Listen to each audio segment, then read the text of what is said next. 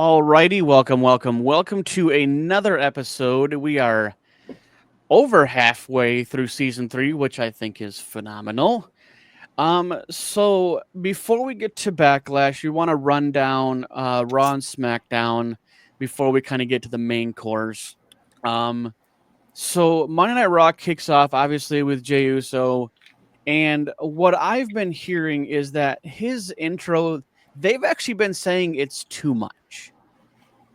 But I say it's perfectly fine the way it is because it is really, I would say, outside of the yes movement, I would say this easily has the most crowd interaction of any superstar in the last 10 years. I mean, would I be far fetched? I mean, honestly, because obviously, like the whole yes movement, the whole and now we're getting the yeet movement. So, but obviously, Paul Heyman comes out. Paul Heyman chats him up. You know, he weasels his way in the way only Paul Heyman can do to give Seth Rollins a title match at the end of the night as the main event. Now I think Penta's only been pinned once, I think, since he's been on the main roster in a singles match. Obviously puts out a decent match with JD McDonough, who has returned from what I would say is a pretty crazy situation when his head hit that back of that table. He actually he finished the match like being injured, so I chalk it up to the show must go on. So obviously Penta wins that, and it was a good match. But obviously Penta's leaning towards getting momentum going into his match against Dominic Mysterio at Backlash. So Austin Theory and Grayson Waller is talking to Adam Pearce in the back in regards to basically, a match of some sort. And he's like, okay, I'll give you something, and basically he's like, well, it's going to be a surprise. And so, no, he's talking to Grayson Waller, not Austin Theory. And so Austin Theory comes up and he's like, basically Grayson Waller just gives him the match. And they don't know who they're facing, obviously. Ends up being the returning Sheamus, who is still chasing that IC title, which they should have given to him that belt months ago. I think it's ridiculous that they've basically, it's been 5-6 years since he even had a singles title in general. Yep. And I mean, obviously he was plagued with injury for a while back. Obviously his return, I'm still rallying and hoping they finally give him his Grand Slam championship, the IC title. Yeah. So the returning Becky Lynch, obviously, with Lyra here to win the tag belts and then turn around and lose them the next night, and we get a heel-ish Becky Lynch. I say it's more frustration than heel. But so they basically chitter chatter it up. They fight, they brawl as they do, and it's a trope, it's a recipe, it's something that happens every time when you get a face to face before the championship bout at either a PLE or the following week or something.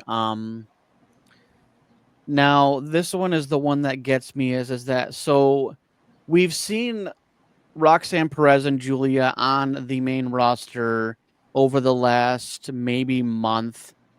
And we haven't got a decisive, are they on the main roster or is Roxanne on the main roster? I mean, Julia still has stuff going on in NXT. They haven't been forthcoming on if they're on the main roster or they're not. But Io Sky gives literally a title match to Roxanne Perez. And honestly, great match, but Roxanne Perez gets the dub. And it's very confusing because you have someone from NXT who, again, hasn't been revealed if it's main roster push now or it's a coinky dink, but Io Sky lost. So Like, it says like on a recap that Io Sky defeated Roxanne Perez in the non-title match, and not Roxanne, and not Roxanne going over. Yeah, So I can't read, but but but just the fact that she's even getting a title match is the conundrum. I misspoke. Whoops. yeah, But you know like, what? Yeah, Uh, but honestly, but but it was a good match, and It like, and was. so it's a little bit interesting to have that happen. But is yeah, it I to totally. establish both Julia and Roxanne as like the new heels I, going in, and they that's haven't. why you know like she got that title shot, or is it just to make Io Sky the I'm gonna always let someone It's challenge me for my title? it's just not definitive. They haven't given anything up, like whether on, the rumor roundups or anything like that I have seen. They're just kind of there. Right. So it's really weird that like how they're doing this because Julia still has stuff. She just lost her title like a month ago or whatever to Stephanie Vicaire. And so like this weird like going on one show and the other. And honestly, WWE is getting real freaking on shaky ground when it comes to who's on what roster nowadays. Like we had, they tried to establish the whole brand split and everything, and then there was like that little clause where someone could come once or something, and but now like ever since probably the lead up to WrestleMania, it's like Everybody's on every show. yeah, I it, They're wonder and how it, everywhere. much of It's that is everywhere. yeah, I wonder how much of that is due to the Netflix deal because Netflix could say like, we want to see this person on the show Monday. So, all right, well, we gotta figure out how we can get them there and still make it like a cohesive story. Pretty So, much. you know, how much of it yeah, is Netflix versus the brand splits don't matter anymore. yeah. I mean, and if they're gonna do that, then just let it rip. I mean, because at this point, because obviously, like I understood it leading into WrestleMania and trying to get as much time and build to certain matches. Like I get that, but like it's just been a clusterfuck of them. Like anybody just shows up. Jay just shows up wherever he wants. Cody shows up wherever he wants. Like, where's the solidarity to having brands? Like, and it's like it wasn't even subtle how have they been doing it. Like, it's not like one person just shows up here and there, or like, obviously the tag team champions, they can show up wherever they want. They can show up on any brand they want because the women's tag teams are 3 branded. So those I understand, but it's just the rest of it. It's I don't know. I just kind of wish to go back to the old ways where they could be on either both shows. yeah. I Yeah, mean, but like make it evident that they're gonna do that. Like, because it's like, what's the point of the draft now? Yep. We supposedly were supposed to have the draft like it's usually the draft after WrestleMania usually, and now that's just not there. Or at the beginning of the year, I think. But yeah, I think it's towards the beginning of the year. it's just really confusing how they're doing it. But now the returning Rusev continues to manhandle freaking anybody he wants to. I love his character that he's basically rolled it through from AEW to WWE and kind of kept the same persona. He's just brutal. Like he is just an angry man, and honestly, like I'm all for it. I think like Angry, sometimes, jacked man. Dude's yeah, yeah. yeah, built. you do like sometimes you can let your actions speak louder than your words. It's the same thing with Aleister Black. Like he ain't said a Yeah. peep really, and Hey, that so dude doesn't need to say a peep. he doesn't really talk much, anyways. I mean, he's a silent assassin. Yeah. He barely talked in AEW. Yeah. So we get a face-to-face with Gunther and Pat McAfee leading into their match for Backlash. I mean, this is just goofy. This is worse than Logan Paul. Like I love Pat McAfee behind the desk, basically just being a fan behind the desk and just having fun, and talking trash and doing what Pat McAfee does. But he doesn't belong in a ring. And like the fact that they made a match for this, like they could have had some returning star, like maybe Brock Lesnar, right? Like if all of a sudden, he's pissed and he's like, you poked fun at Michael Cole and you did this, and I'm gonna come back and put some wreck down. No, we get a non-wrestler. I mean, Pat McAfee was about as exciting as Michael Cole wrestling at WrestleMania. Mm. I mean, it's just silly. So at the end of the night, we obviously get Seth Rollins versus Jey Uso for the title. Obviously ends in a DQ. Wow, go figure. But like, I hate when they have title matches like before, big PLEs. And obviously, like it wasn't on the show, but it's like it's just kind of it's a rarity.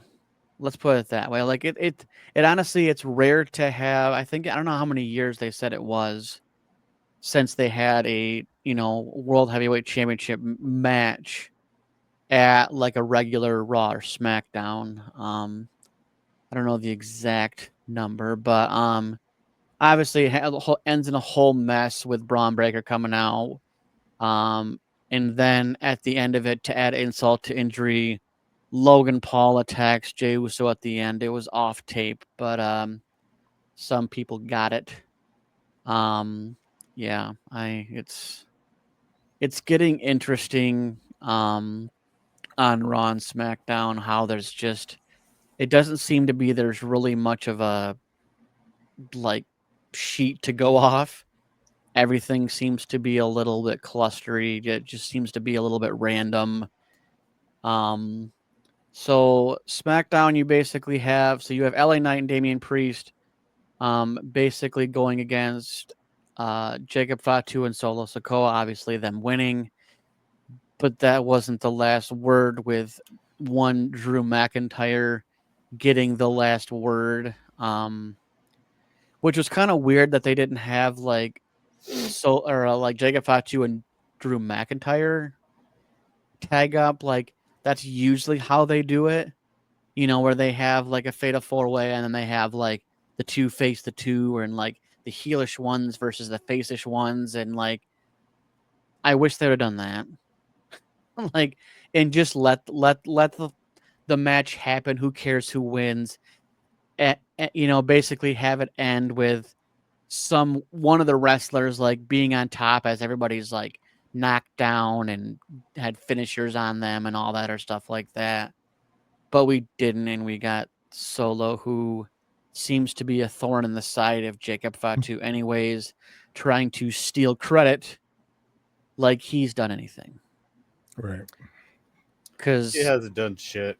I mean, Jacob Fatu is that first Bloodline 2.0 to win a singles title. That is So, I mean, Solo hadn't done That's true. anything. Jacob Fatu walked, or Solo Sikoa walked around with a Will of Fala, but like that really wasn't a championship. That was just Bragging rights. They kind of you made it know. out as like a championship. yeah. I mean, it got treated as such, but it was kind of the nail in the coffin with Bloodline 1 and 2. And so that's I'm glad that's moved on. Obviously, Jay has gone on to do his own thing. Jamie's gone on to do his own thing. Roman's doing his own thing. So I mean, I'm glad that was kind of the be all end all of that whole feud. So we didn't get some drawn out like 7-year feud between the two. So we have Chelsea Green and Piper Niven basically, challenging Zelina Vega to a tag match when no one know who was supposed to be there, even though obviously we know the Ohio native Alexa Bliss came and obviously gave her, it's like Sister Abigail, but like it has a twist because I think they basically kind of labeled it like a Sister Abigail DDT, That's what they did. which I'm all for it. I love the homage. I love that Alexa Bliss kind of came back and is kind of just continuing the character as it was when she left. With the stuffed animal, the character. Oh yeah, Lizzie, whatever with it's called. oh yeah, I forgot what their stinking doll's name is, but yeah, no, it's fun. I'm glad that it's like she's able to literally leave for I don't know, it was like almost 2 years, It was 2 years.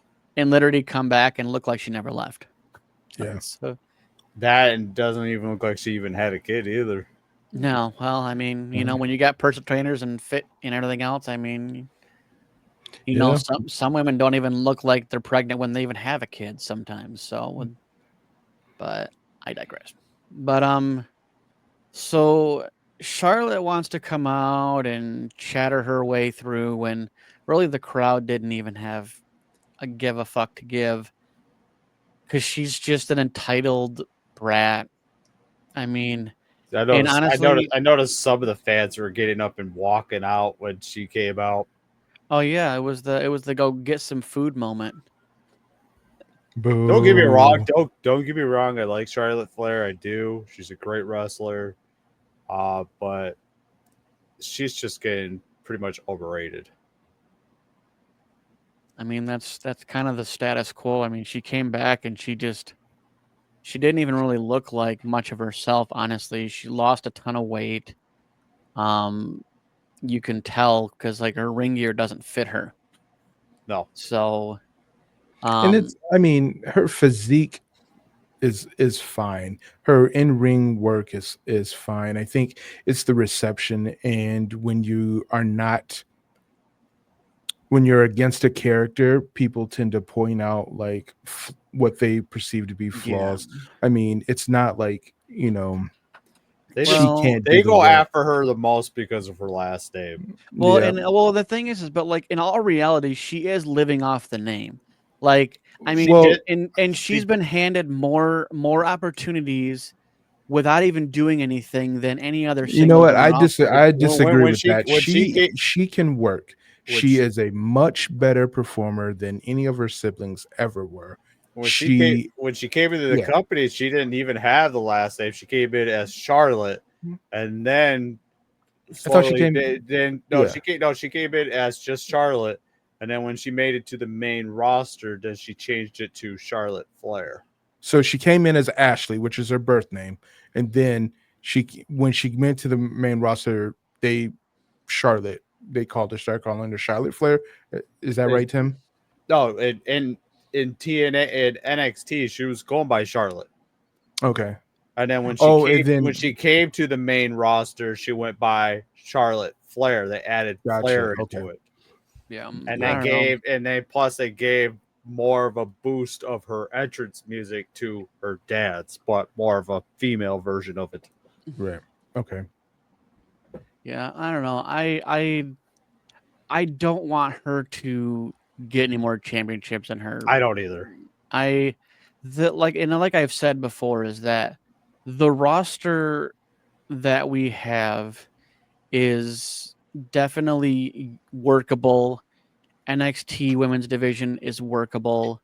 LFG, which is literally basically just under NXT essentially, is getting some good wrestlers to come out of there, some good work being done even in the actual developmental in LFG. So I think that it's time to like the passing of the torch, I guess. I think we need to slowly kind of start in a transition to more opportunities, much like Zelina Vega got, Chelsea Green getting stuff, Lyra Valkyria. Like there's plenty more to opportunities to be had by an explosive women's division from main roster to LFG. Obviously, So LFG is like before NXT, but like earlier, I was watching a interview with Chelsea Green. Chelsea Green says she just wants to be. She doesn't care if she wins or loses. She just wants to be like a female version of the Miz. She yeah, wants to be just like the Miz and just go out there to help push talent and doing all that, like what the Miz does. yeah, She's happy she's won the title to be the first woman for the United States, but she just wants to be like a female version of the Miz. Yeah, and I think She's there's happy nothing wrong with with it. that. And I think that's good on her, honestly. Like, because it's not that Chelsea Green is that old, but she's definitely a veteran, Mhm. you know, and she's, you know, has kind of bounced around promotions, and so like she has, you know, a plethora of experience to bring to the new roster, and I'm all for it. And I seen that little bit of that clip in that interview or whatever with her saying that, and I think that just speaks to the veteran, you know, that she is, that like, hey, you know, we have more to offer now, and there's a deep roster, and you know, we need to be worried about more about the future than, you know, the past, and good on her. So so obviously on the ring, out leaving the ring, obviously not or Jade Cargill comes out. They kind of exchange glances. Now it's basically Nia Jax and Jade Cargill had a number one contenders match. Um, and it's going to be interesting because it's kind of a full circle moment in the sense of Tiffany Stratton basically, I believe she pinned Nia Jax to win the title, Yep. cashing in Money in the Bank. And so it's kind of a fun full circle moment over, you know, over the course of, you know, the year ish since it's been that.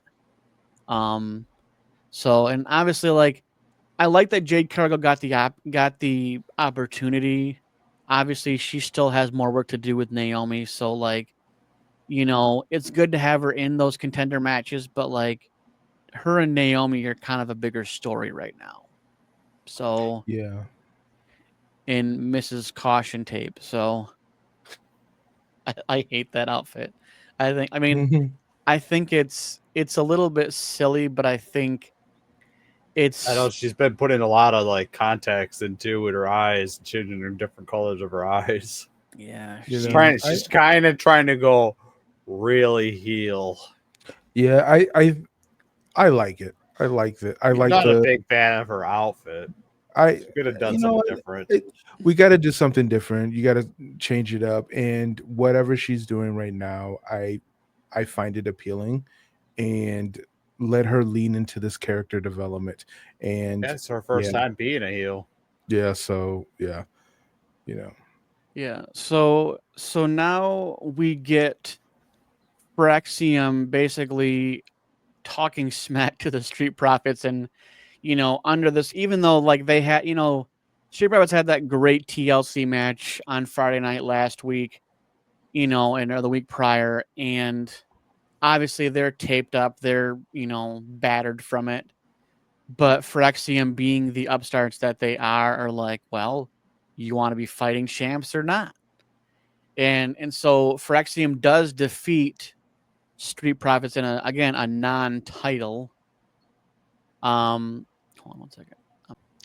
But so we get the Street Profits against Phyrexium, and obviously they, you know, Phyrexium does win. And honestly, like, I love these guys. I love the fast pace, the nonstop. I mean, it's so good to like see true tag teams. Obviously Nathan Frazier and Axiom obviously were different once upon a time, but like somehow they got a good pairing down in NXT, and like they just, as soon as they became tag teams, dude, it was insane. It's just nothing but fast pace. And so I'm thinking is that, you know, when we get to Saturday Night Main Event here in 2 weeks, I think we might get Phyrexium versus Street Profits. I think Uh, so too. I already seen that we're basically supposed to have a Logan Paul versus Jey Uso. That's the only match on the Saturday Night Main Event If card they at give this it to juncture. Logan Paul, I'm gonna be pissed. Oh, Yeah. I mean, yeah, I don't think it'll happen, but Who knows? you know, It's never. WWE. I mean, but Yeah. like, we don't want a part-timer champion. We already have enough of those. But so Aleister Black beat the crap out of the Miz last week. And now we get a Aleister Black versus Carmelo Hayes, the protege to the Miz, and Aleister Black puts on an absolute clinic as he does. I mean, his jiu-jitsu, Muay Thai, whatever kicking thing he has to his resume is always on full view for everyone. It is insane. He is insanely talented. I am happy to have him back, because he's the silent assassin. Like, he's not a talker. He's not out there on the mic. He lets his work do the talking, and it's fun. It's fun to watch. I like it's I he's love his extreme. entrance. He's dude, and like I like how they just kept going. Like I said, gone for 5 years, comes back and has the same entrance, and it's still cool. So I love the whole kind of, Undertaker-esque entrance. He kind of like swings up off that board. And I like that they continued that. So we get an Andrade Rey Fenix versus Los Garza. Obviously, very much luchador style wrestling. Rey Fenix and Andrade pick up the dub, and Santos Escobar comes out, the leader of Legado del Fantasma, and basically gets in Berto's face. And I think there's going to be a changing of the tide here. I don't know what they're going to do with Berto, but like, Santos is basically kind of pushing his buttons, basically calling him a loser, essentially, in a matter of speaking. There's a little bit of confrontation at the end of that match. Obviously, Berto just kind of walks out. I look forward to see what they do with that story. It's a good mid-level story. Just because, basically, Santos Escobar used to have other wrestlers in Legado del Fantasma, but now obviously he has different members or whatever. So I'm looking forward to this story just because it's a fun mid story. It doesn't have to be face front. It doesn't have to be some big explosive story, but like sometimes the little stories work. Hold on one second. So obviously there's going to be a fun little story with Los Garza, Legado del Fantasma, all that jazz. Luchador business, we'll call it. But luchador business. I like it. So John Cena comes out at the end of SmackDown, and he's obviously chatting up and talking shit as he does, and basically cutting the same promo for the last 10 weeks. But And gets a beer bottle thrown at him. yeah, I think that idiot is gonna cause a bunch of ruckus because What I seen, there was a guy that I follow that streams. He goes to some of the pay-per-views, and he was there. Before you go onto the floor, you cannot bring your bottles. They give you an empty cup, the plastic and you cup, pour it in there, and you throw your bottle in the trash. Yeah, All because of that. I seen that, and the thing is, but I honestly think that I love how he did it. He picked the bottle up, looked at it. I think this is pushing the heel persona. Oh yeah. I think this is a plant. I think this is to give heat, much like the Hollywood Hulk Hogan days. Yep. You remember throwing trash at the ring. I think this is honestly just a plant. The way they walk that dude out with the security, they look like they're just in there walking with him perfectly fine. Yeah, they're just looking at each other, just shooting the shit. So I think they stop for a couple minutes and look back at their match. Yeah, I think this is definitely the heel that they're trying to create more. Now, so basically he's talking, and obviously a character in a hoodie, black pants, all that jazz comes out, and obviously John Cena, being the slick guy that he is, he sees the guy coming and he gives an attitude adjustment. but that wasn't Randy Orton. Nope. And honestly, I love that it was a brilliant spot. And obviously, upon some research, it basically was Sean Spears that got to take an attitude adjustment. Because it's like, I don't think it would have been Evan Bourne, just because again they showed it. And he has one tattoo sleeve is all, but Sean Spears obviously has two, much like Randy Orton. So it was easier to be comparable. Obviously, he's much shorter. I mean, And Randy Orton's not got to as be what, built. like 6'3", and Sean Spears is like maybe 5'10", 5'11". So it was definitely a good spot. Obviously Randy Orton, getting the upper hand. Yeah, come up behind him going. Yeah. So I love it though. Like, and the thing is that like Randy Orton has been doing this longer than John Cena, and he's still having fun. And I love that for Randy Orton, because honestly, like, for a guy who's been doing it as long as he's been doing it at a caliber that he's been doing it, respect. Yeah, he says he doesn't know. I watched the interview with Randy Orton before. They asked him if he ever wants to go and do movies and stuff like that. He goes, "No." If I ever leave the wrestling ring and retire, I'll spend the rest of my time with my family. I'm not going off to Hollywood like these other superstars. Good for them, but that's not for me. Well, and the thing is too is like he's got kids, he's got a wife, and and so like I mean, for him, it would be sailing off into the sunset. Yep.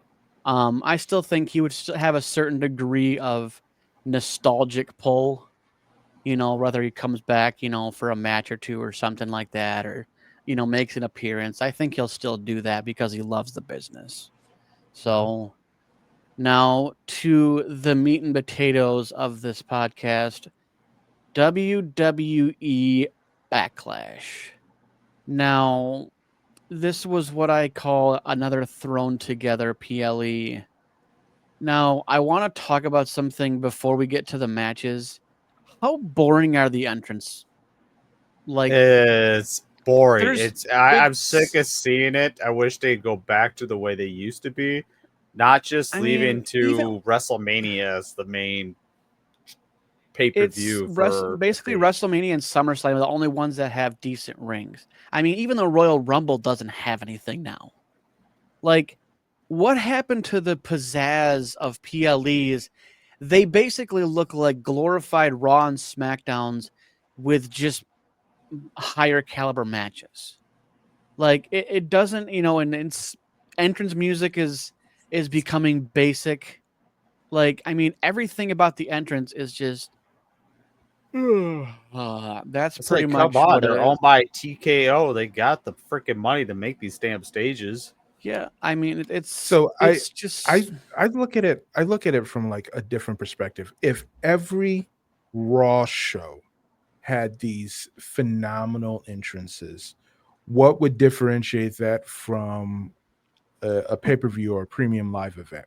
If you spent all of your money and resources and budgets on making sure every entrance or all of everyone's well, I'm talking music about was I'm like, talking about PLEs, not like Raw and SmackDown. I don't care about having basic ones for that. I'm talking about the PLEs not having. so I don't think every PLE needs to have an amazing set or amazing stage. Well, just above for it to sell Raw it. and SmackDown. That would be ideal, but at the same time, then you're like constantly trying to trump yourself, or trying to do one better each and every time. I think some of these PLEs and pay-per-views, I mean, they are glorified, house shows, and they're well, glorified episodes of Raw or SmackDown. well, I I'm think just saying, like, Backlash was that. well, I mean, but like Backlash, they used to have like the swinging sword things in the back. I mean, I'm not saying extravagant. I'm just saying give it a little character, like based on what the PLE is. It doesn't have to be extravagant. It just has to be something different than just a basic entrance, is what I'm saying. Like, even if it's just some subtle things in the background or something. And I know why they do it the way they do it is because they want to fit more fans in. And that's kind of their marketing to that. That's why the stage is the way it is. But I just feel like, I mean, you could just jazz it up a little bit. I'm not saying like WrestleMania stage or SummerSlam stage. Like just give it a little bit of character. You know, whether it's things that are like on the ramp itself or something, you know, maybe some, you know, just something a little extra than just a basic entrance for PLEs. And like I said, it doesn't have to be extravagant. I'm just talking something a little extra. But like I said, they're trying to fit more fans in. And that's kind of the marketing tool. But I mean, they're gonna charge those seats freaking a lot more because of where they're at. So they're pulling the money from those extra seats. So I mean, but it's like I would rather have a little bit jazzier entrance things than I would. It's not like they're hard up for money. I mean, now TKO is gazillions. So like, you know, I think the money is there. I think a slight bit of creativity, like I said, it doesn't have to be anything extreme. It doesn't have to be like the old Fist back in the day for the SmackDown or anything like that. Or when they switched to like they had the multiple rungs in the entrance and you walk through it. Like it doesn't have to be that extravagant. But I digress. We will move on. I will chat about this in my brain the rest of my life until they fix it. But so the first match kicking off Backlash is the fatal four-way between Drew McIntyre, Damian Priest, LA Knight, and Jacob Fatu being the champion. It was a good match until it wasn't. Now, what I mean by that is the cliche interruption. This honestly had 4 stars in it that could have just put on a good match. I don't care that Jacob Fatu retained. I'm okay with that. It's just we didn't need Solo. And obviously this was just their ply to get Jeff Cobb a little bit of shine as a free agent that I didn't even know who existed. And so like I was really thinking that it was going to be True Bloodline, maybe Zilla, maybe any of the other ones on the list.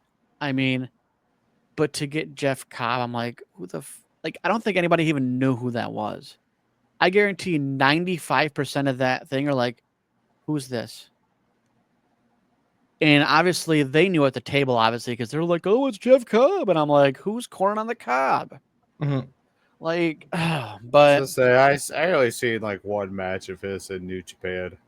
I mean, I'm all for it. I love, you know, when you get those releases and, you know, they get a good spot to basically show up at.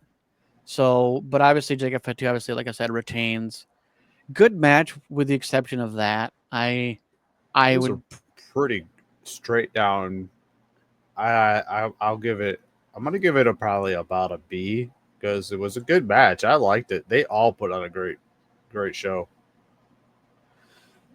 All right. Yeah, I mean, and so good match. I'm okay with Jacob Fatu holding that because I would love to see who the fook they're gonna come up to take that title from that man.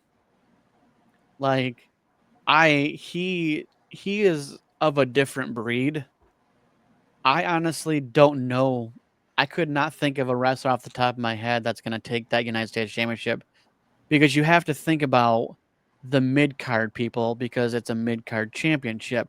So you're not going to get a top tier on this to basically beat him for the title. So it ought to be interesting how long he might hold this title. Oh, he's So a big boy. That dude can move. He's all gas, no brakes. Yep. and the thing is that he protects the other wrestlers the best he can. He is clean cut. I mean his basically his the what do you call it, the thing he does off the top rope. That That moonsault. Yeah, that back that But I don't know. some type I of should know finisher. this. I should know this. But no, I mean he does it very well. It doesn't matter where they're at in the ring, he still falls in the same spot. And that shows the veteran in him. So now Lara Valkyria versus Becky Lynch for the Intercontinental Women's Championship. I don't like roll-up finishers at PLEs. I don't like roll-up finishers in general, but to have a roll-up finish at a PLE, come on. Come on, man. Come on. Come on, Charles man. Charles Barkley in me, man. Come on, man.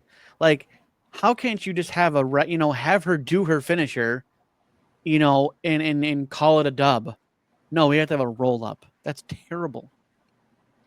Like, Mhm. I mean, this PLE in its entirety was mid at best. So the next match we have is Dominic versus Penta, and again with the trope of outside interference that was unnecessary, because I'm watching Dominic in this match and I'm like, gotta give the dude respect. Like, he put out a phenomenal match. He was doing great in the ring. He didn't need the extra help, and He it didn't literally need pissed. any of it. He put on a good match, and I don't know why you had to have him win dirty. I know he's dirty Dominic Mysterio, but he was putting on a phenomenal match.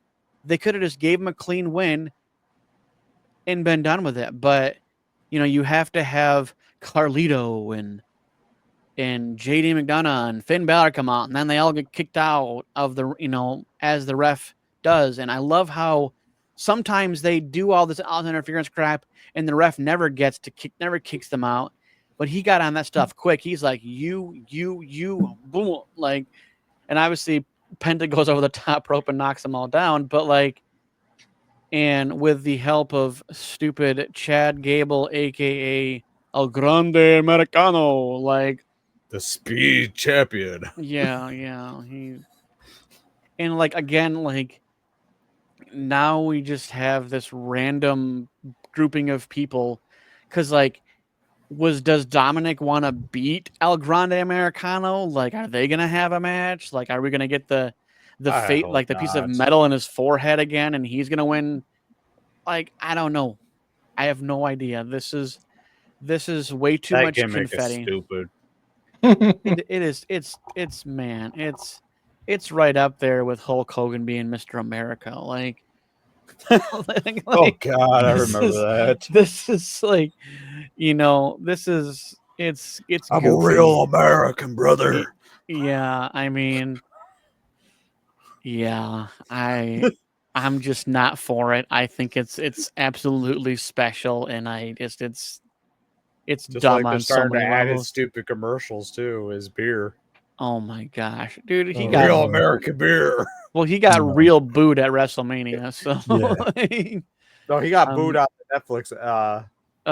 Netflix, Yeah, yeah. the first Yeah, night of it. Netflix. that was and I chalk it up to him trying to finish his promo as he's getting booed. And you got what's his name behind him, like, hey, let's hurry this shit up on out.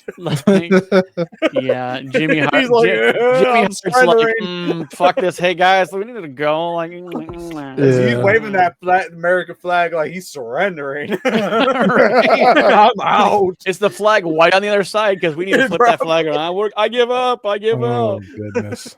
He should Oh, just snuck back, like tiptoe back, left him yeah. out there by himself. he'd be like, I'm out, man. See you later, man. Deuces. Yeet. I'm out. No yeet. So the next match, which would be the match before the main event. What a joke. Gunther, Pat McAfee. What a joke. To be the lead up to the main event, to have the absolute snooze fest that it was. I honestly I actually watched this full match. It was 15 something minutes. I didn't watch the whole thing. It was so ridiculous. You're kidding me, right? You put Pat McAfee, a commentator and a barely professional kicker, and you put him in the match with Gunther, who's an absolute monster. It just made no sense. Like it would have made more sense for someone to step in to defend them and have a match than to have goofy Pat McAfee in there, Mr. Spray Tan. Like I Come on, Pat's awesome. I just I don't mind him behind the desk with Michael Cole calling things, but I just think there's a place. I mean, this is about as entertaining as Michael Cole winning at WrestleMania. I mean, but at least he had pants on and not a singlet. So Yeah. Yeah, that's true. we don't need to see any more of Pat McAfee because I digress. I really don't want to. Let's just move on from this match. I mean that's pretty much it. Like that was like me watching and I was like, okay, is this gonna be done yet? Like, is he gonna like choke him out and snooze him out and be done? Like, and it just kept going like it was some valid match. Like, oh, Pat McAfee's finally gonna get some offense, and I'm like, no, you didn't. Pat McAfee had like 2% offense. I think Pat actually told Gunter to actually really choke him to give him that purple face. Yeah, I mean, Like, yeah, just choke me out. Make yeah, it look real. right. I mean, you rush the blood to your head, you could do the same thing, but we'll move on. So John Cena, Randy Orton. You know, I'm all for R-Truth. I knew Cena was going to win. I'm all for R-Truth's, childhood, but like this. I mean, honestly, like, there's no way that they're gonna kill the momentum of John Cena, because John Cena without a title doing the rest of his run would be kind of boring. It wouldn't give him a reason to be egotistical. And so I honestly it was a good match though. It wasn't like it was terrible. I mean, you had the ref conveniently get knocked down and John goes through a table and all this stuff happens and and obviously John Cena wins. Like, I mean, it's I don't see him losing that title until like Survivor Series. The tail end of it. Then that gives us room to have a couple fantasy booked matches. Or maybe they'll let him actually retire, would it? I mean, it wouldn't have been the first time that we've seen in recent memory a Hall of Famer retire as a champion. And I don't know. Like, I think for like 9 months, run the course and then have like a couple fantasy book matches at the end of it or something. I have like, I don't know who he's gonna face at the end. I mean, I think we've talked like maybe like CM Punk or something to be kind of the going home match. Well, because he's already had his match with Orton now, and he needs his other rival with CM Punk. Yeah. Given the antics of the press conference, if he really wanted to ruin wrestling, it's R-Truth at the end, and he drops it to R-Truth. And rally R-Truth for champion. Hashtag R-Truth for champion. As insane as it sounds and believable as it is not, I think that is the number one way. This is just Frederick's dream. It just resets the WWE, logic of anything could really happen, because it's right now in R-Truth's career. We can see him retiring as never holding, a world championship, right? A singles world championship. So how else does it play into that the goal of John Cena to ruin pro wrestling? Right. And you put the championship on R-Truth.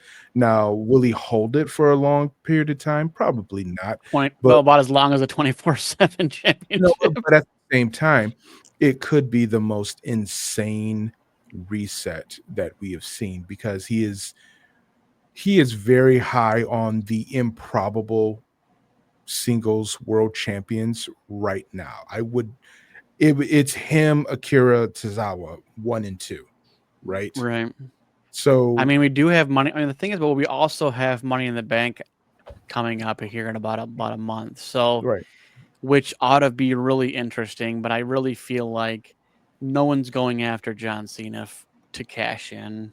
No. So it's you're basically it's whoever's the champion on Raw. Basically, I mean, it's kind of a foregone conclusion that no one's going after John Cena, or if they go after him, they lose it. Like they're trying to get away from the men's Money in the Bank, but like it's too catchy of a trope. I mean, it's too catchy to not have Money in the Bank and have that looming possibility somebody can cash in whenever they want. But I mean, they did it better with the women's title. But obviously, like Drew basically cashing, or was it Drew that cashed? Yeah, Drew cashed in, but then like lost it like right after, and so like it didn't really have the same zest. Mhm. So, but I don't know. I look forward to what they're going to do, though. I mean, we still have another 2 weeks to Saturday Night Main Event, and then I believe another 2 weeks to the next PLE Money in the Bank. So we got some time to build. I don't think Saturday Night Main Event is going to be too big of a show. Obviously, we have a Jey Uso versus Logan Paul. Maybe another championship match. Obviously, John won't play. He won't do anything at Saturday Night Main Event. They've seemed to have done this.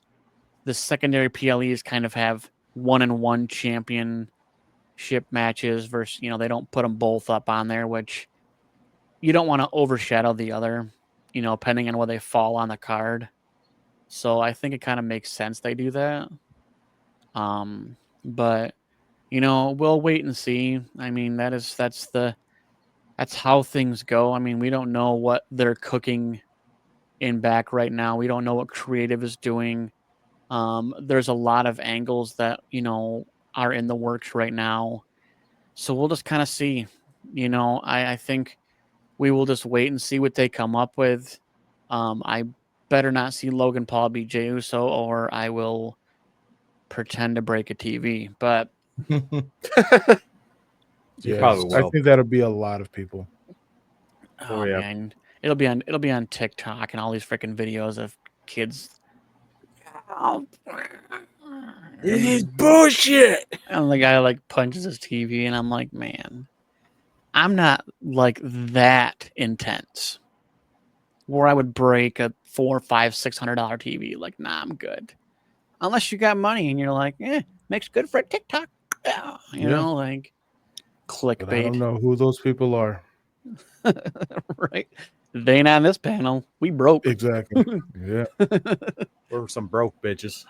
Well, pretty much. But we'll see what they got in the next couple weeks leading into Saturday Night Main Event. See what they come up with. So we will put a pin in this. This is the Lockdown Podcast. Peace.